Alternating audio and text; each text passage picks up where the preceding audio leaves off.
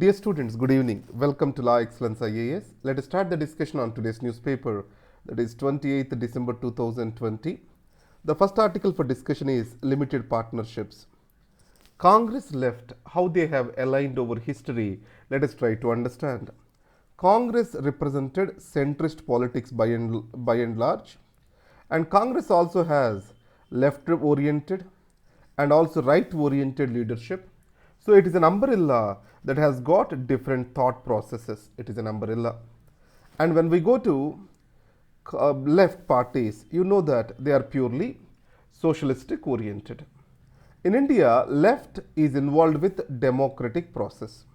It wants to bring in a change through democratic process across the world that is missing. In this scenario, left and Congress, these were two major political parties in the initial days. They represented two major political poles. But in Calcutta today, that is in West Bengal today, in the changed scenario, they are getting aligned. So Trinamool Congress, it was originally a split faction of the Congress. So it is a split faction of Congress.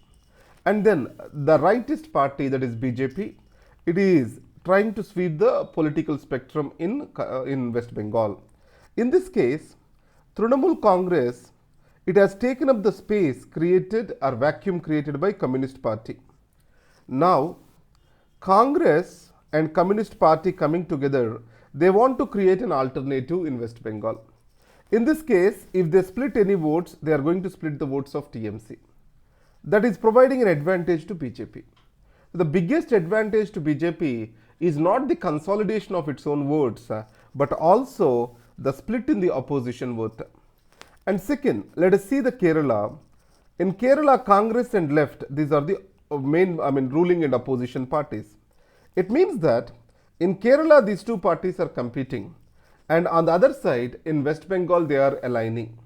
So it sends a wrong signal to the voters. So because of this particular thing, BJP is expected to strengthen in Kerala. If an ideology fight or ideological fight has to be there, the Congress and left, if they are partially aligning, and this limited partnership will prove danger for both in the long run. That is the essence of this article. Let's go to the China story, the facade cracks for China. So China, if you observe, moved away from Deng era significantly. If you see the Deng Xiaoping era, which has prevailed in China till Xi Jinping has come to power, he clearly stated that create low profile, don't try to show your leadership, hide your strength, bide your time. It means that you have to play an underdog, and at the same time you have to achieve beyond expectations. This is what Deng's philosophy is. Today, in the era of Xi Jinping, this is all changing. He wants China to be assertive, expansionist, and hold the national pride. In this context, the space for dissent is decreasing in China. How can we say it is about Hong Kong? In Hong Kong protest, China has used its might. National security law in Hong Kong or extradition of criminals from Hong Kong to mainland China, all have attracted the protests. With iron fist, it was able to control them. And the second thing is, Uyghur Muslims in Xinjiang province, it is also, there are complaints of human rights violations there. And border tensions with almost every country, China today have border tensions. And China wants to solve them with its muzzle rather than with diplomacy. And this all appears to be the strength of China. Beyond this facade, China has real challenges. The COVID-19 proven that China lost its trust among the nations. And the second, China's economic might is the reason for its political might or assertiveness today. So the countries wants to hit on this economic might. You can observe that US is talking about decoupling with China. And second, China is going to face a challenge to its strategy that is called export-led growth strategy. It means as international markets are expected to shrink, its overcapacities, that is greater capacities which it has created, is going to hunt them down. So export-led growth strategy. And then we have another thing that is called domestic demand. Recently, Xi Jinping is talking about dual circles or two circle policy. What is this two circle policy? One is export-led growth strategy, which is called international circle, and the domestic circle that is creating of local demand. So these two circles, twin circles policy he announced. It means economically something is not stable in China. And further to this, Hong Kong, Taiwan, these are posing new challenges. And America is developing relationships with Taiwan and is also providing for the military support. And India did not bend down as expected by China on the border. This clearly shows that China's international diplomacy assertiveness, which is also described as wolf warrior approach, this all is not yielding for its goodwill on the international dais. That is the essence of article. And China is not inviting any kind of dissent within the country. We have an example. That is Ant Group, which is held by Mr. Ali Baba. He criticized the Chinese economic policy, saying that China's banks are behaving more like local money lenders.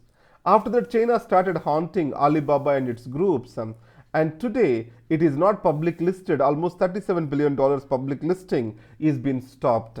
So this clearly shows that any dissent will invite an action from the state. The next is essential dry run.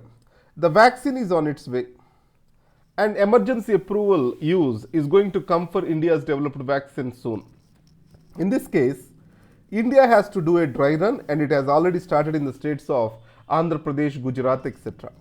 What is meant by dry run? Testing the systems, testing the software, everything, processes. This is what is the intention of dry run.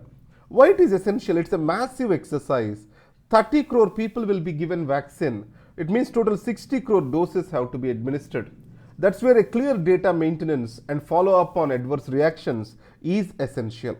And second, if you go for this article towards an effective vaccination distribution policy, vaccine distribution policy is a massive public health exercise.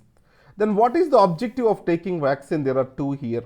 One is to stop or to protect from disease, and the second is to prevent the spread of disease, obviously. So when we give to the healthcare workers, we are reaching or fulfilling both the objectives. Let us go further. Who has to administer or who has to take up this responsibility? So government plus private sector.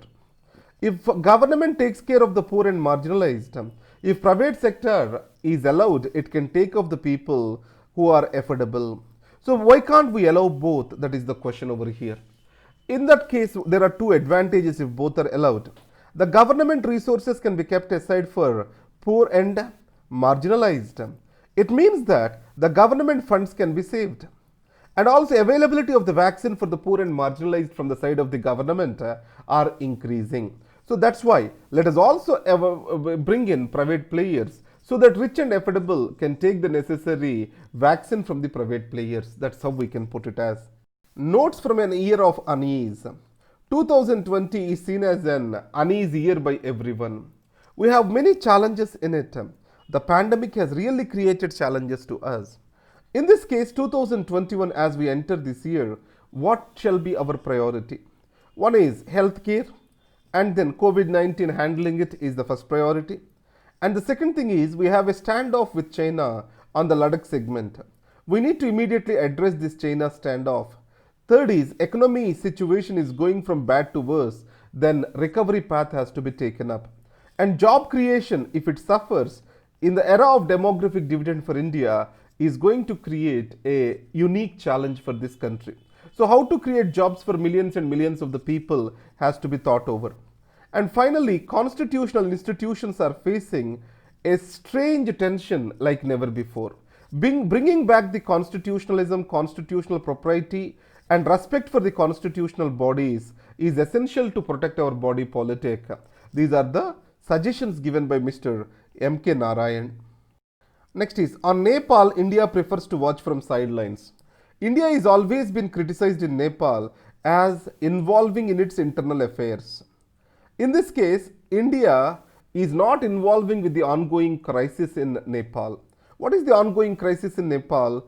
Prime Minister KP Sharma Oli, he has recommended for the dissolution of lower house, and President did that. In this case, KP Sharma Oli wants to go for elections, and Prachanda wants to create an alternative from the president. Now Prachanda is looking for China's help. KP Sharma Oli, who is in crossheads with India, is looking for India's support. And he is sending olive branch towards India. In this situation, India don't want to get unduly involved and gain the criticism from them. Unlike this, China is getting involved itself and India is watching the things from sideline. This is definitely a policy shift from Indian side. Next is inner line permit is the center's gift to Manipur. What is inner line permit? If you remember Article 19 1D, it provides you for the freedom of movement. It means you can move freely throughout the territory of India. Inner line permit is a restriction on this freedom of movement. It is to protect the local tribes' culture and their livelihoods. Inner line permit means to cross and enter into the region beyond that. The permission and authorization is necessary. Initially, this inner line permit concept has come from the Bengal Frontier Regulation Act. Today, it is there in Arunachal Pradesh, Nagaland, Manipur, and the demands are also there in Meghalaya. So, this inner line permit is meant to protect indigenous culture, livelihoods, traditions, etc. That is the point we need to remember. Finally, Telangana news. There is a word called regulated farming. In this regulated farming, government will suggest the farmers what crop to be sown and government will take back or procure that particular crop. This is called regulated farming. Now, Telangana government initially took up this regulatory farming and today it stated that it is administratively very difficult and implementation challenges are there. That's why it has dropped this regulated farming and asked for the farmers to take up the crop which they like. These are the articles for today. Thank you very much. This is Dr. Rambabu signing off for Law Excellence IAS. Thank you.